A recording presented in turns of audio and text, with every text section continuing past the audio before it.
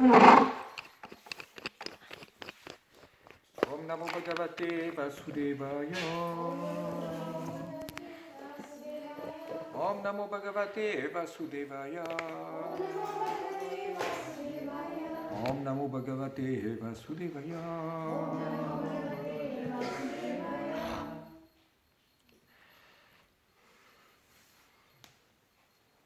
Donc on continue la lecture du Srila Prabhupada Lamrita. Swami invites the hippie. Le Swami invite les hippies. Donc on est dans les années 60, au tout début du mouvement, après que Srila Prabhupada ait confié à certains de ses disciples de développer la conscience de Krishna sur la côte ouest, à San Francisco. Donc on est là avec une poignée de petits disciples au milieu de San Francisco, Ashbury Street, un nom comme ça, pas loin du centre-ville. Et donc ils sont dans un océan de hippies, parce que c'était la grande période à cette époque. Alors c'est Mukunda qui parle, qui est maintenant Mukunda Swami à l'époque. C'était un nouveau déo. Donc l'armée des saluts est arrivée un jour pour le déjeuner. Ils ont juste déchargé un tas de gens à partir d'un camion chez nous. Il y avait 30 ou 40 personnes. Larry Shippen. Quelques-uns de la communauté des Champoumés, cyniquement, prenaient avantage de la nourriture gratuite. Ils n'appréciaient pas le Swami, parce qu'ils disaient qu'il était dans sa propre vision, un ministre orthodoxe, et qu'ils étaient bien plus intéressés à être à l'opposé de l'orthodoxie. C'était pas mal cynique de leur part. Fin de citation. Ceux qui étaient plus intéressés avaient des questions, ceux qui recherchaient le côté spirituel, visitaient le Swami dans sa chambre. Beaucoup d'entre eux venaient parce qu'ils étaient en pleine anxiété à propos de la guerre du Vietnam, de tout ce qui se passait, les problèmes avec la loi, les mauvaises expériences avec la drogue, le fait qu'ils aient été virés de l'école ou de la famille. Il y avait aussi beaucoup d'intérêt du public à propos de tout d'un coup cet énorme flux de jeunes à San Francisco. Une situation qui créait un problème social pratiquement incontrôlable. La police et ceux qui travaillaient pour le bien-être des gens en général s'inquiétaient des problèmes de santé et des conditions de vie désastreuses, spécialement dans le Haight-Ashbury, là où il y avait les dévots. Des gens de moyenne classe craignaient que les hippies prennent le contrôle de tout. Les autorités locales ont offert la bienvenue au service offert par le temple de Swami Bhaktivedanta. Et quand des leaders à Haight-Ashbury parlaient à l'ancien conseil comment créer, dealer, comment s'occuper de cette crise, ils ont demandé à Swami Bhaktivedanta d'y assister. Donc il était d'accord, donc Srila Prabhupada était d'accord, mais il a perdu tout intérêt dès le premier meeting. Personne ne semblait sérieusement intéressé à écouter sa proposition. Alors là, une citation de Maître Subramaniya. Beaucoup des responsables citoyens de San Francisco étaient très contents que le Swami travaille avec ces jeunes gens. Les jeunes gens à cette époque cherchaient et avaient besoin de quelqu'un d'un haut calibre qui pourrait qui s'intéresserait à eux et qui leur dirait « vous devriez faire ça et vous ne devriez pas faire ça ». Le consensus est que personne ne pouvait dire aux jeunes gens que faire parce qu'ils étaient complètement en dehors de tout contrôle avec les drogues et puis tout le truc. Mais Swamiji leur disait qu'est-ce qu'il fallait faire et il le faisait. Et tout le monde était appréciatif, particulièrement les jeunes gens. On a un témoignage de Harsharani, juste du point de vue médical. Les docteurs ne savaient pas que faire avec les gens qui étaient sous LSD. La police et les cliniques gratuites dans le coin n'arrivaient pas à s'occuper des gens qui prenaient le LSD. La police voyait Swamiji comme un refuge qui était sûr. Témoignage de Michael Bowen. Bhaktivedanta avait une particularité étonnante.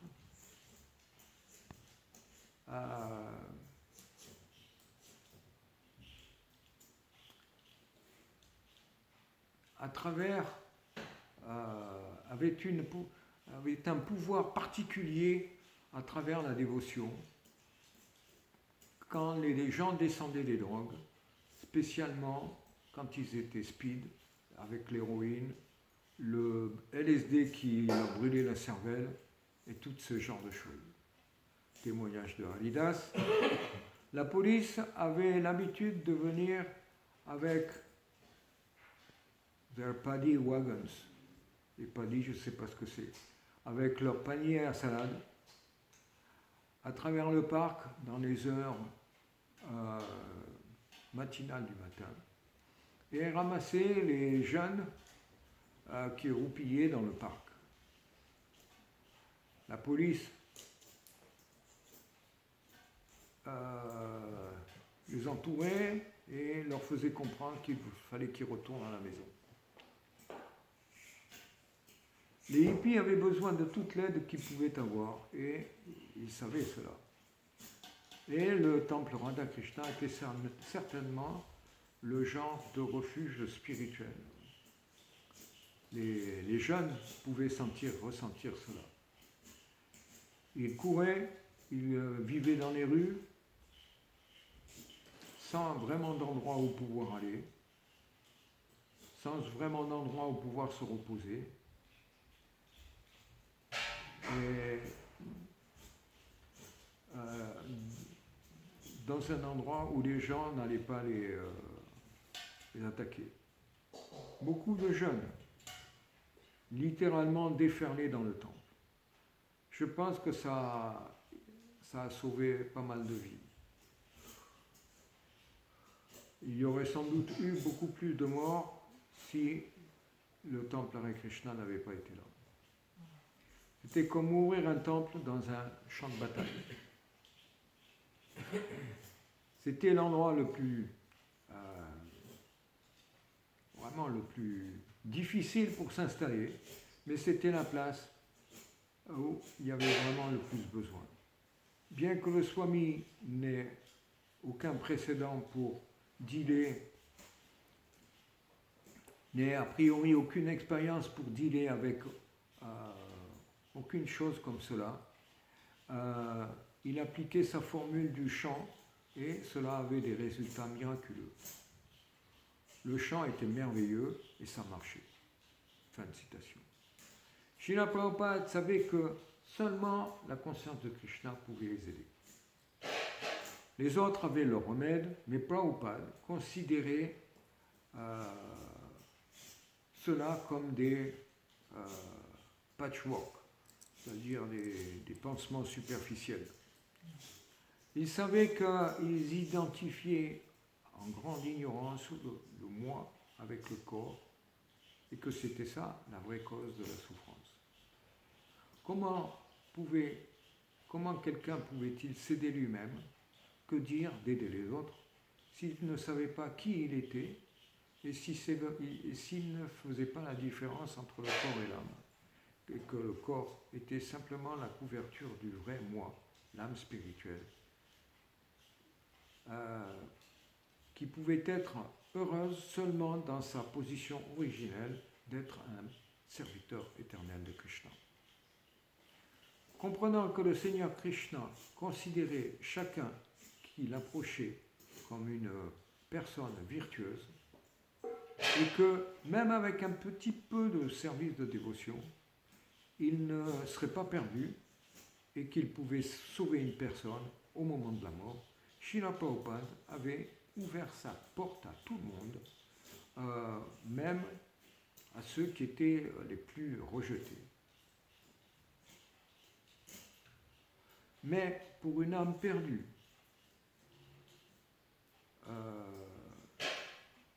pour recevoir le baume de la conscience de Krishna, il fallait que, premièrement, il reste un moment et qu'il chante, qu'ils s'enquièrent, qu'ils écoutent et qu'ils suivent les instructions.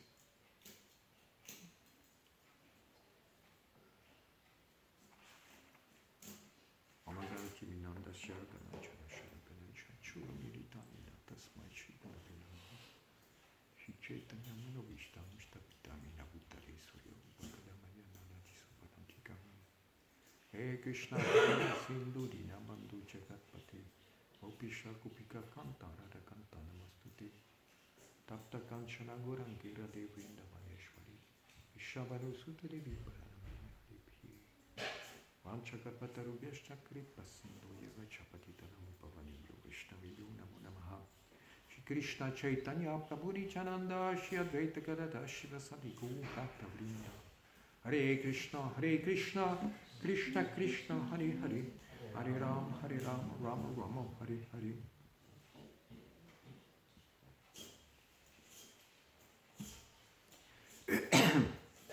Donc on voit là comment un prédicateur de première classe, en fait, n'hésite pas à s'impliquer dans des situations abracadabrantes, matériellement parlant, pour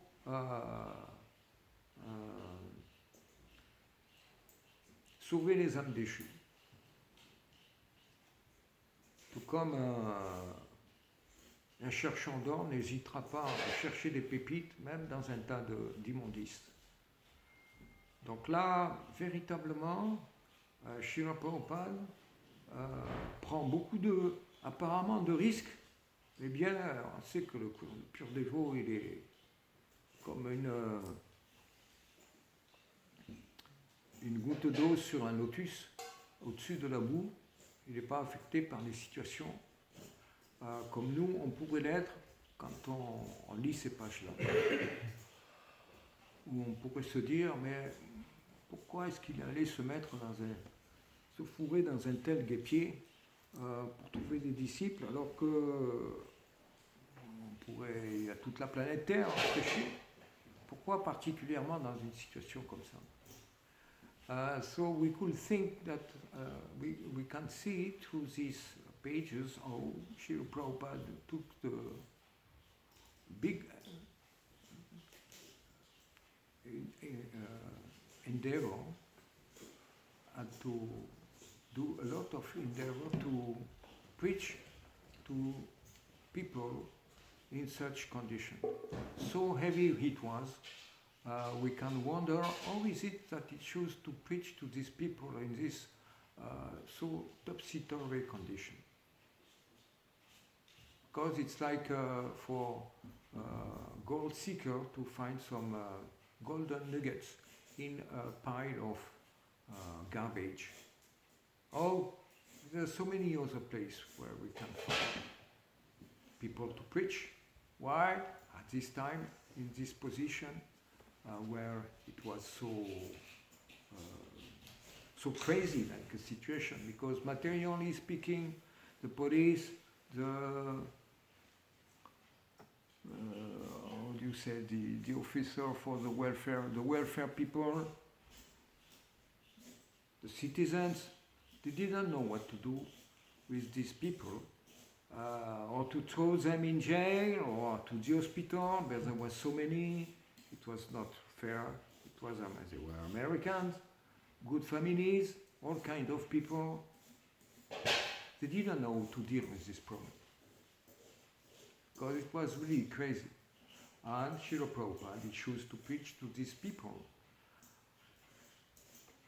We can wonder, how is it, how to do like that.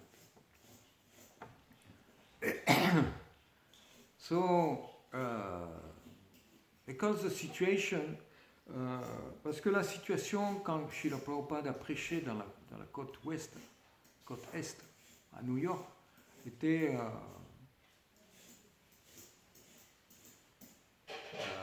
assez originelle, mais quand même pas aussi dingue que sur la côte ouest. Donc la côte est, il y avait le Matchless Gift, il y avait une petite équipe, c'était New York, etc.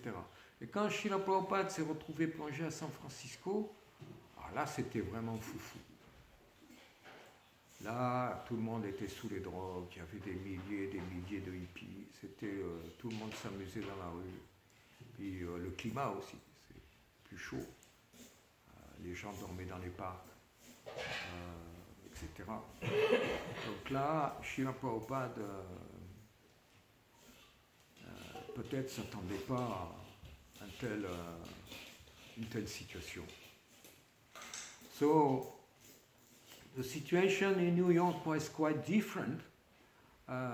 It was already quite topsy-turvy, with so many strange people going on here and there. But when Srila Prabhupada arrived in San Francisco, it was really the big mess.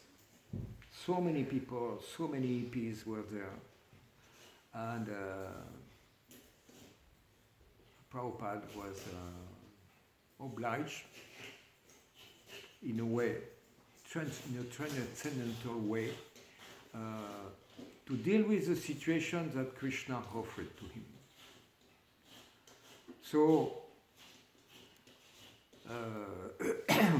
Srila Prabhupada knew that only Krishna consciousness could help. So his preaching was right at the core of this problem, not just superficially, free food or food stamps, like so many Americans, even nowadays, it comes back again. So many people are relying on living on food stamps in America. And little by little, also, nowadays, the situation is coming again with such a situation, not so much hippies, but people who are homeless, jobless, loitering in the street, knowing nothing of the aim of life, what to do, what not to do.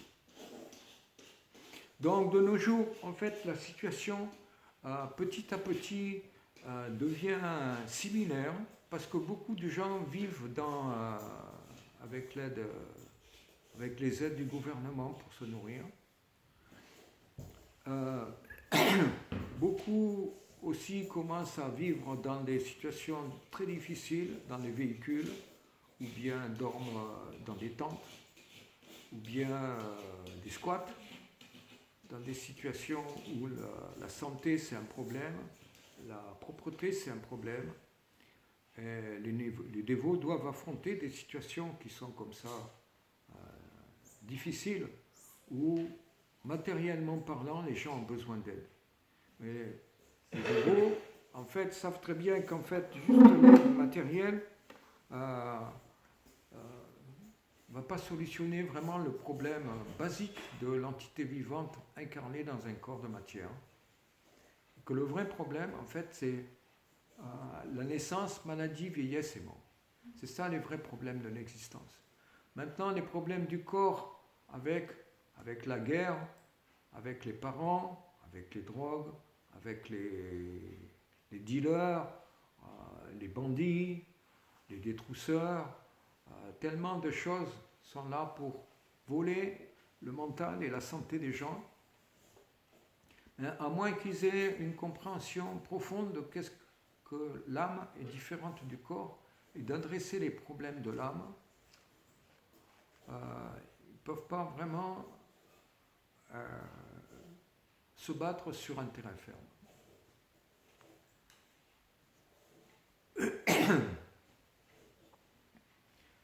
La stabilité du mental, Hare Krishna, elle doit être basée sur la compréhension spirituelle que l'âme est différente du corps. Deino shpin yatade kaumaram yovaram jara. S'il n'y a pas cette connaissance qui est enseignée et puis qui doit imprégner les pensées et la manière de faire, qu'est-ce qu'il faut faire, qu'est-ce qu'il ne faut pas faire, à moins qu'il y ait cette connaissance, en fait, trouver une solution pour juste s'affranchir de la soif, de la faim, de la crasse. Cette solution sera forcément temporaire. Srila Prabhupada là parle de pansement. Ça offre un certain confort, mais finalement ça ne guérit pas la maladie qu'est le corps. Srila Prabhupada used to say that the real sickness is the body. Like when we have fever, it means something went wrong in our life, or bad food, or we got a cold, or we got infected by some insects or germs or whatever, not clean enough. Then, because there was a mistake, then the result is that we are sick, and the symptom of the sickness is the fever.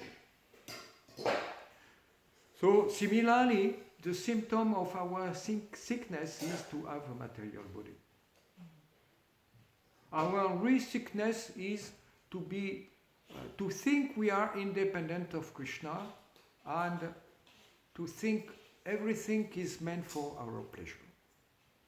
To exploit women, gold, petrol, facilities, cows, everything that is at our disposal, to exploit, plunder, and take pleasure and exploit others like that. This mentality is the cause of our material body, and because we get a material body and we don't follow the law of nature, the result is that we have to suffer karmic reactions. And you have war, you have pestilences, you have, comment on dit, la famine, lack of food. So many problems, you can't avoid them, will come and go, come and go. Donc le vrai problème, Srila Prabhupada disait que le fond du problème est que les gens ne savent pas que c'est la naissance, la maladie, la vieillesse et la mort, qui sont dues au fait qu'on a un corps matériel, qui est dû au fait que l'on a un mental matériel et une tendance à vouloir piller les richesses de la nature matérielle, profiter des femmes, profiter des vaches, profiter du pétrole, profiter de toutes les facilités qu'offre la nature matérielle en s'en pensant le propriétaire normal et en exploitant tout. Donc cette mentalité égoïste est à la source du corps matériel qui lui-même est à la source de la naissance, maladie, vieillesse et mort. Et comme on enfreint les lois de la nature matérielle, fatalement, les guerres, les famines, les maladies, le manque de nourriture, etc., etc. Donc ces choses-là, automatiquement, elles vont partir, elles vont venir, elles vont partir alternativement. Et en fait, c'est des choses qui se passent depuis des millions et des millions d'années, mais on ne s'en rend pas compte parce qu'on oublie. On mange les autres, on se fait manger par les autres, que ce soit économiquement, que ce soit le corps, que ce soit l'exploitation, c'est toujours la même tendance. Donc à moins de courber ces tendances par un entraînement spirituel et par une compréhension qu'on n'est pas le corps, mais l'âme dans le corps, c'est pas possible d'y mettre fin. Donc c'est ça le vrai fond du problème. Et là, Srila Prabhupada, en fait, donnait cette connaissance aux vraiment les gens qui en avaient vraiment besoin. Et le fait que les gens étaient jeunes, pas encore conditionnés par la vie matérielle, pas trop du moins, et qu'ils traversaient une époque de grande pression, en fait, donc beaucoup étaient motivés pour écouter. Et le principe d'écouter les qualifiait, en fait, pour recevoir le message oral de la Bhagavad Gita et de Srila Prabhupada. Donc, parce qu'à moins d'être humble, ben, c'est pas possible d'écouter. So the remedy was for these people, because they went through situation of big problem, big endeavors, and they were young, not completely conditioned by the material mode, let's say, like that. The whole position in the society makes you a little complacent. And because they were in hard condition, they were ready to hear, and this was the best qualification to hear the message of Srila Prabhupada and Bhagavad Gita. Because unless you are at least a little humble, you cannot hear. When people are intoxicated, they cannot hear. Quand les gens sont intoxiqués, c'est difficile d'écouter. Donc on peut être intoxiqué par des drogues, etc. Mais beaucoup plus subtilement, on est intoxiqué par les opulences, la bonne épouse ou la bonne copine, les belles voitures, les belles positions, le chèque à la fin du mois, la nourriture facile au supermarché. Tout ça, en fait, sont des éléments qui intoxiquent et où on pense que la vie est automatique, elle est simple. Avec une carte de crédit, on a tout. So, intoxication may be caused by intoxicants, drugs, etc. But more subtle, intoxication is also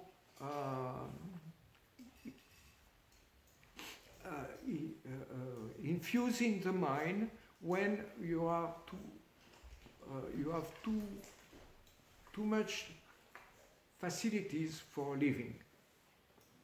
When you have a lot of riches, when you are your girlfriend, when you are your nice car, or nice bike, nice surf, so many gadgets that makes you thinking that the life is agreeable. While actually you are fighting with the three modes of material nature. That's why Srila Prabhupada was seeing in Australia some sea surfers as sufferers. You think you are enjoying the sea, but you are actually suffering. Donc Srila Prabhupada parlait par exemple, il faisait un jeu de mots amusant en Australie quand il voyait sur la plage des jeunes qui s'amusaient à faire du surf sur les vagues géantes. Et il les appelait des sea sufferers, des souffreurs de la mer, avec le jeu de mots que c'est des surfeurs sur les vagues. En fait, ils surfent sur l'océan de la naissance et de la mort, en fait.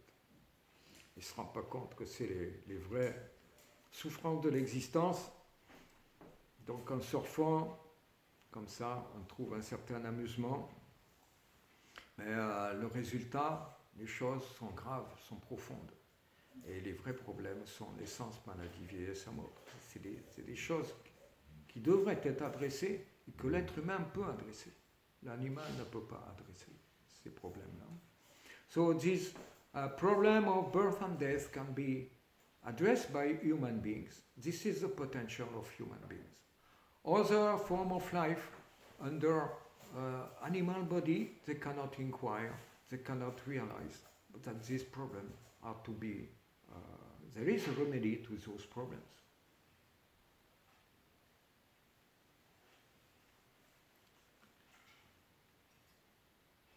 Comme Allen Ginsberg avait conseillé à 5000 hippies à Avalon, le kirtan tout le matin au temple,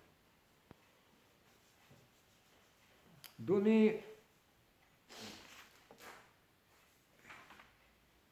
un service vital à la communauté de ceux qui redescendaient de l'acide et qui voulaient stabiliser leur conscience en atterrissant à la vie normale. Allen himself, Allen Ginsberg, lui-même, quelque part, parfois, atterrissait dans le temple le matin avec des copains avec lesquels il était resté toute la vie. Allen Ginsberg dit, à 6h30 le matin, on est allé voir le Swami Bhaktivedanta pour assister à des chants et un peu de conscience de Krishna. Il y avait déjà 30 ou 40 personnes là-bas, tous en train de chanter Hare Krishna sous ce petit air nouveau qu'ils avaient trouvé juste pour les matins. Un jeune était un peu effrayé par la scène au début, mais après s'être relaxé, il s'est retourné vers moi et m'a dit, tu sais, au début j'ai pensé, c'est quoi ce truc-là? Mais finalement, soudainement, j'ai réalisé que... Ah, je ne comprends pas l'anglais là. I was just not growing where I was. Growing. C'est de l'anglais trop sophistiqué pour moi. Growing, double U, O, it means what? Growing. Growing vegetables? Not growing, pas pousser. Growing, G-R-O-U-V-I-N-G. Oh, Moving. Okay. C'est comme vibrer. To groove. C'est comme vibrer avec. Vibrer. Vibrer. C'est comme vibrer avec l'énergie du moment. Not fitting. Mais après quelque temps, finalement, j'ai réalisé que je n'étais pas en vibration là où j'étais. Je n'étais pas où j'étais. À l'occasion, fin de citation, à l'occasion, les redescentes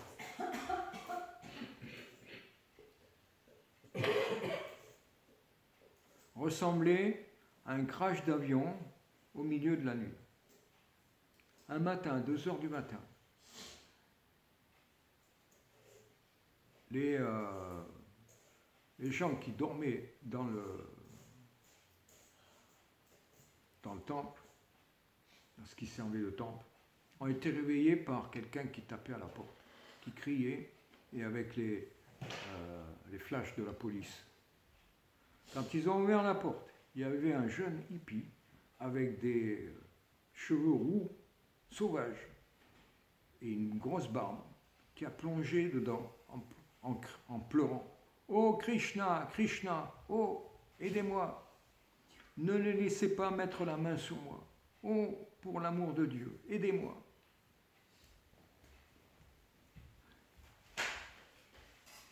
Un policier risqua sa tête à travers la porte et sourit. On a décidé de l'amener par ici, disait-il, parce qu'on a pensé que peut-être vous, les gars, vous pouvez faire quelque chose pour l'aider. Je ne suis pas confortable dans ce corps, pleurait le garçon, alors que les policiers fermaient la porte. Le garçon commença à chanter furieusement, à devenir blanc, à transpirer profusément, tellement il avait peur. Les dévots de Swamiji passèrent le reste du matin à le consoler et à chanter avec lui jusqu'à ce que le Swami descende pour le kirtan et la classe. I'm not comfortable in this body. The boy screamed at the police. At the policeman, we shut the door. At 2 a.m. in the morning, in the storefront, someone who comes banging with the police flashing. We dropped him here. Do something for him. Yeah. He's too crazy for us. So the devotees were really compassionate because they patted him, they calmed him down, chanting with him the whole of the morning, early morning, till Swami came down for Kirtan and class. Donc les dévots, souvent, envoyaient des gens qui étaient dans la détresse, des jeunes gens, à Swamiji avec leurs tonnes de problèmes. Pratiquement, ils autorisaient tout le monde à voir le Swamiji et lui prendre son temps, leur temps qui avait de la valeur. Pendant qu'il se promenait autour de San Francisco, Ravindra Swarup, une fois, avait rencontré un homme qui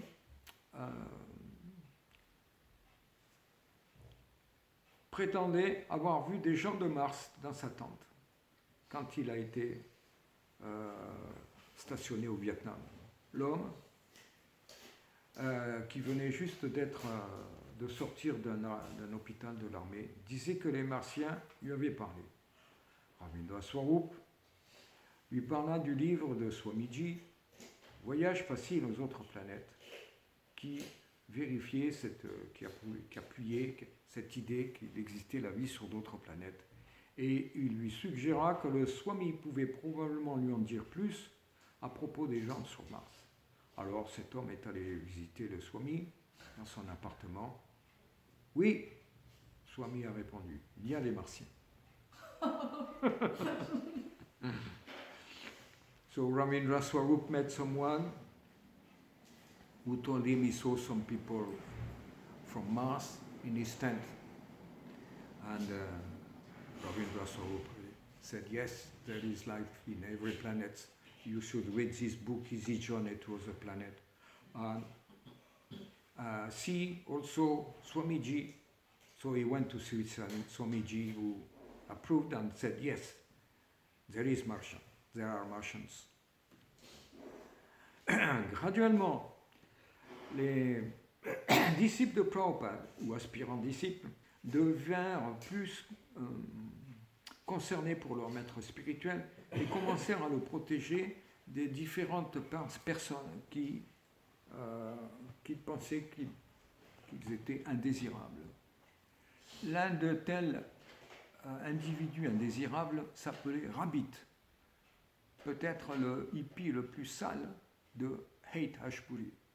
Les cheveux de Rabbit étaient toujours hirsutes, poussiéreux et couverts de poussière. Ses vêtements étaient sales et déchirés. Et son corps, couvert de poussière, puait. Il a rencontré Srila Prabhupada, mais les dévots ont refusé, ne voulant pas troubler la tranquillité de la chambre de Prabhupada avec la présence dégoûtante et puante de Rabbit. Une nuit après la classe, néanmoins, Rabbit attendait dehors à la temple du temple. Alors que Prabhupada approchait, Rabbit lui demanda « Est-ce que je peux venir et vous voir ?» Et Prabhupada était d'accord. Et il y avait des challengers, des gens qui objectaient. Presque chaque nuit, quelqu'un venait pour argumenter avec Srila Prabhupada. Un homme est venu régulièrement et il préparait ses arguments avec Prabhupada. À partir d'un livre de philosophie dont il avait beaucoup de citations. Prabhupada le défaisait. Et l'homme retournait chez lui, préparer d'autres arguments et revenir à nouveau avec son bouquin. Une nuit, après que l'homme ait présenté son défi, Prabhupada le regarda simplement, sans se préoccuper de lui répondre. La négligence de Prabhupada était une autre défaite pour l'homme, qui se leva et partit.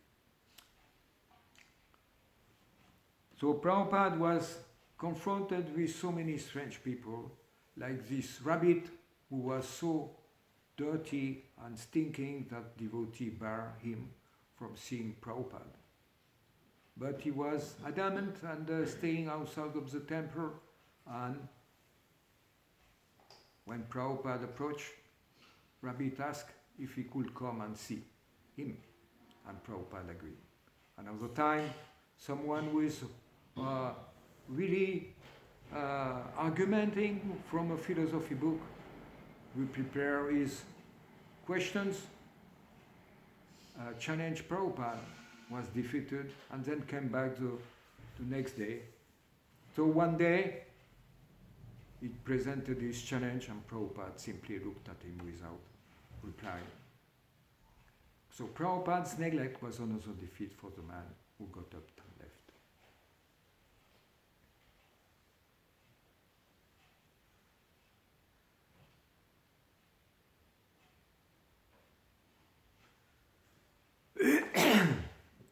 La négligence de Prabhupada est aussi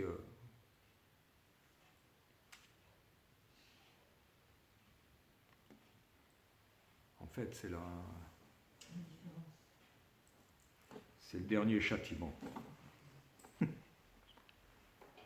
Quand Prabhupada a prêché plusieurs fois cette personne, puis qu'elle revenait, au bout d'un moment, Prabhupada n'a rien dit. Et en fait, quand on est négligé par le maître spirituel, c'est une grande défaite pour nous. Donc cet homme-là, il a été défait définitivement et il est parti. Donc on doit éviter de provoquer la négligence du maître spirituel. Parce que ça représente comme être négligé par Krishna. C'est en fait la pire chose qui puisse arriver à quelqu'un, c'est que le maître spirituel le rejette ou le néglige. Parce que le disciple est trop attaché dans son mauvais comportement. So we see here that Prabhupada's neglect was another defeat for the man. And actually that's the worst defeat that someone can get. Because being neglected by the spiritual master is like being neglected by Krishna. It means we attain the ultimate limit for Krishna to take care of us, and it's a big defeat.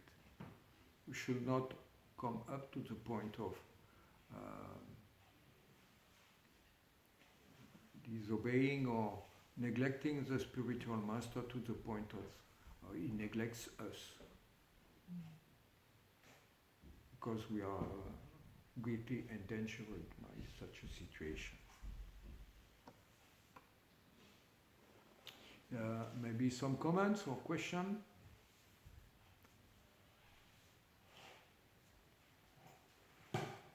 Hare Krishna, thank you for a lovely class. So just reflecting on what you said at the on the last sentence about neglecting spiritual master. Yeah. So as devotees, it is also our duty to make sure that other devotees or non-devotees are nourished and they are looked after. Because if we neglect them, then they will not spiritual journey either. So we should help them Yeah. as much, yes. Yeah, that's the whole idea of creating association of the devotee through center or temples to help each other. Because we need, at a certain point, spiritual life is a dream without association of the devotees. We desperately need association of the devotees. At a certain point in the spiritual life, it cannot be done without. So, being neglected by the spiritual master and the devotee will mean that you won't have this association. And Ramananda Roy was saying to the question of Chaitanya Mahaprabhu, what is the worst thing for someone to happen in his life? And Ramananda Roy explained that to be separated from the devotee is the worst thing for someone. So we can see now how valuable is the association of the devotees, and we don't realize it because we are soaking, we are accustomed to it.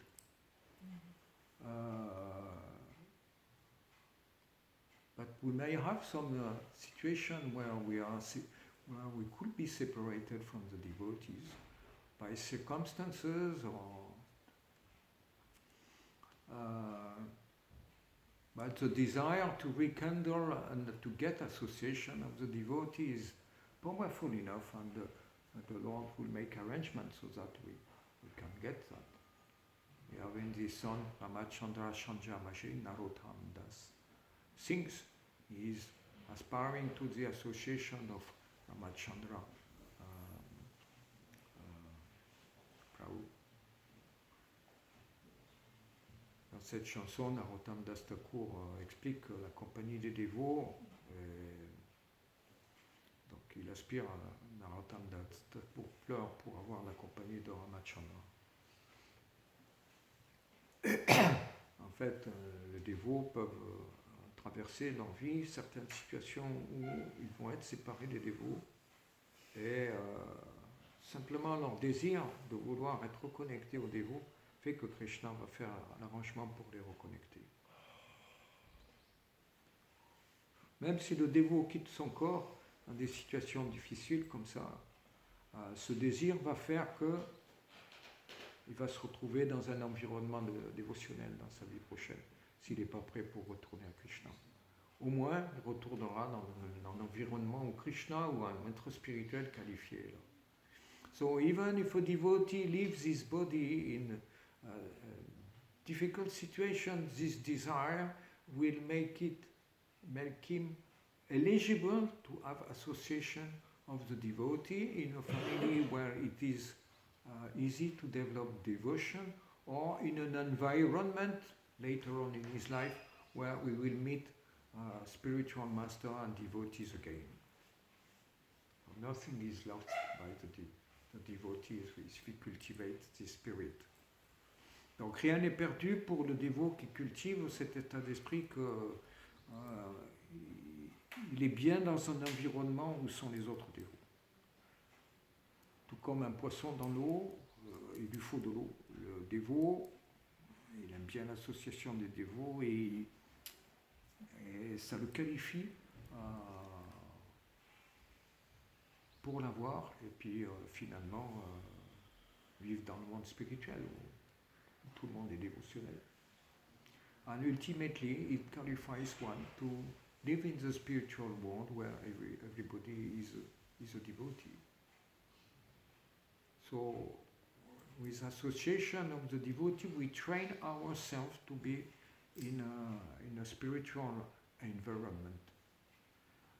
And if we accept some austerities and arrangement like that, then we become eligible to stay in the spiritual atmosphere later on. Donc le fait de s'accoutumer avec des austérités et de mouler qualifier son mental avec l'association des dévots et de vivre en harmonie avec, nous qualifie pour, en fait, plus tard, vivre dans le monde spirituel où il n'y a que des dévots.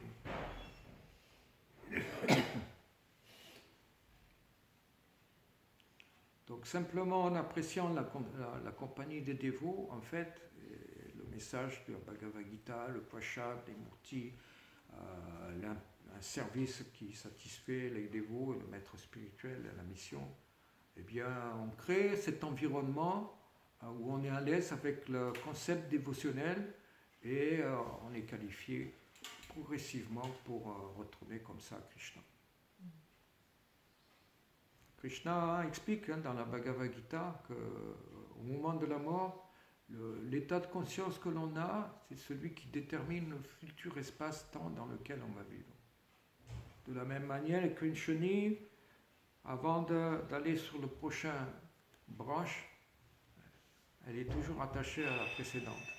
Elle fait comme ça.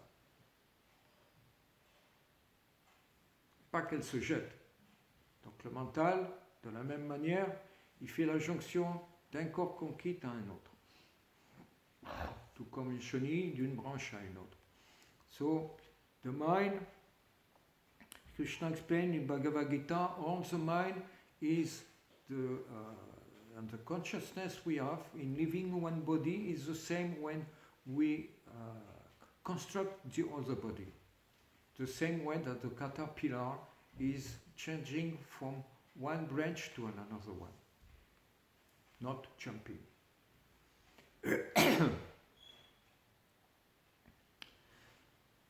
Grantaraj Srila Prabhupada Lilamrita Ki Srila Prabhupada Ki Jai. Gaura Premanande.